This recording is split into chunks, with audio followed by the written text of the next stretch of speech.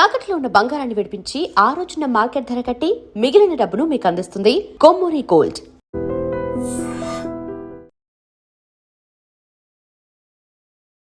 Hello viewers, welcome to I dream media. రీసెంట్గా జరుగుతున్న వరుసగా దొంగతనాన్ని చూస్తుంటే ఎవరింట్లో అయితే ఎక్కువ బంగారం ఉంటుందో, అదే విధంగా ఎవరింట్లో అయితే ఎక్కువ సొత్తుని నిల్వ చేస్తున్నారో వారినే టార్గెట్ చేస్తూ దొంగలు రెచ్చిపోతున్నారు. సో అలాంటి ఘటనే రీసెంట్గా విజయనగరం జిల్లా రాజాం నియోజకవర్గం జిఎంఆర్ క్వార్టర్స్లో ఫిబ్రవరి 1వ తారీఖున జరిగిన భారీ దొంగతనం కేసునైతే మాత్రం విజయనగరం జిల్లా పోలీసులు ఛేదించారు. దాదాపు 470 గ్రాముల విలువైన బంగారాన్ని, అదే విధంగా 13 కేజీల వెండి సొత్తును అంతా కూడా స్వాధీనం చేసుకొని మీడియా సమావేశాన్ని నిర్వహించారు. ఇప్పటి వరకు కూడా ఒక ఛాలెంజ్ విసినటువంటి ఈ కేసుని పోలీసులు అయితే మాత్రం ఒక ఛాలెంజ్ గా తీసుకున్నారు, సవాల్గా తీసుకొని అసలు ఎక్కడి నుండి ఈ దొంగతనం ఎలా స్టార్ట్ అయింది, దీనంతటి కూడా కారణం ఎవరు, అనేక రకాల కోణాల్లో అనేక రకాల టీమ్స్ ద్వారా కూడా సెర్చ్ ఆపరేషన్స్ చేసిన తర్వాత అసలు వాస్తవాలన్నీ కూడా బయటపడ్డాయి.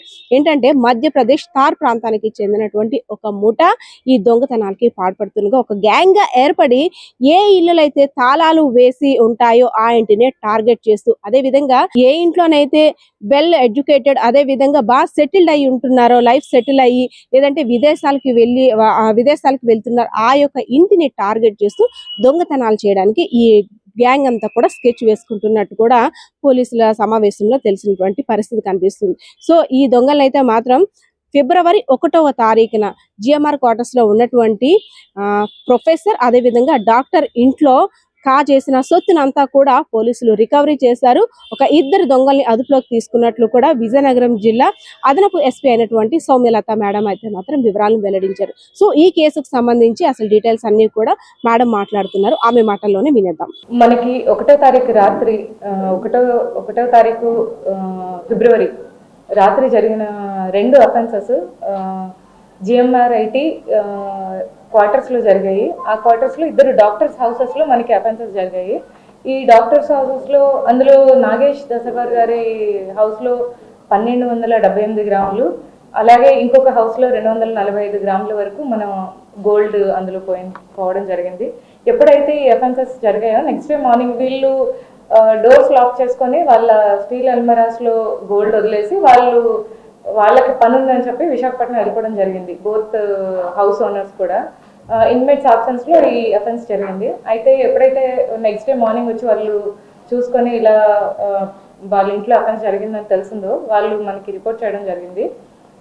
వెంటనే మన ఎస్పీ గారు టీం అక్కడికి వెళ్ళడం, తర్వాత ఒక నలుగురు సిఐలు ఎస్ఐస్తో 12 మంది ఎస్ఐస్తో 4 టీమ్స్ ఫామ్ చేసి మనం ఏం చేస్తామంటే టెక్నికల్గా ఎవిడెన్స్ని కలెక్ట్ చేయడం జరిగింది. దీంతో మనం ఎవరు వాళ్ళు అనేది ట్రాక్ చేస్తూ మన టీమ్స్ ధార్ జిల్లా వరకు, అంటే మధ్యప్రదేశ్ ధార్ జిల్లా వరకు కూడా వెళ్తూ ఇక్కడ మన వాళ్ళని ట్రాక్ చేస్తూనే ఇక్కడ కూడా మనం బీట్స్ అది ఇంటెన్సిఫై చేసుకున్నాము ఆ రోజు నుంచి కూడా.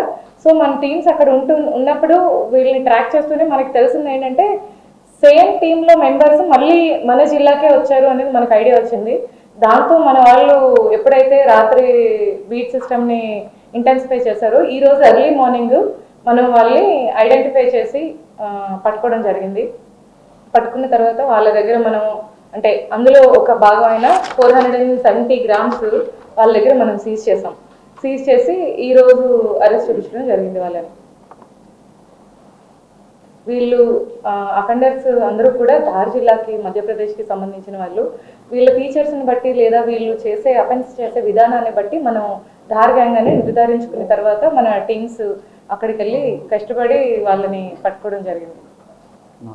ఇందులో 470 గ్రాములు రికవర్ చేశారు. ఇంకా దాదాపు 1000 గ్రాముల వరకు రికవరీ ఉంది. మిగతా అఫెండర్స్ ఎవరైతే ఉన్నారో వాళ్ళని కూడా మనం ట్రాక్ చేస్తున్నాము. వాళ్ళని పట్టుకున్నాక మిగతా వాళ్ళ దగ్గర ఉన్న ఏదైతే గోల్డ్ ఉందో వాళ్ళ దగ్గర నుంచి రికవరీ చేసుకుంటాం.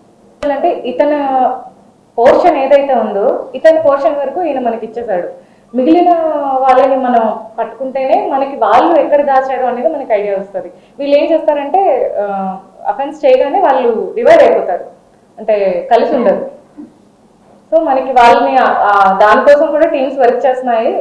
అంటే ఎవరైతే మిగతా అఫెండర్స్ ఉన్నారో వాళ్ళ కోసం కూడా మన టీమ్స్ వర్క్ చేస్తున్నాయి. వాళ్ళని పట్టుకోగానే రిమైనింగ్ అరెస్టులు కూడా చూపెడతాం. ఒకటేమో రాకీ సింగ్, రక్ష అంటారు, రాకీ సింగ్, ఈయన ధార్ జిల్లా మధ్యప్రదేశ్కి సంబంధించిన ఆయన.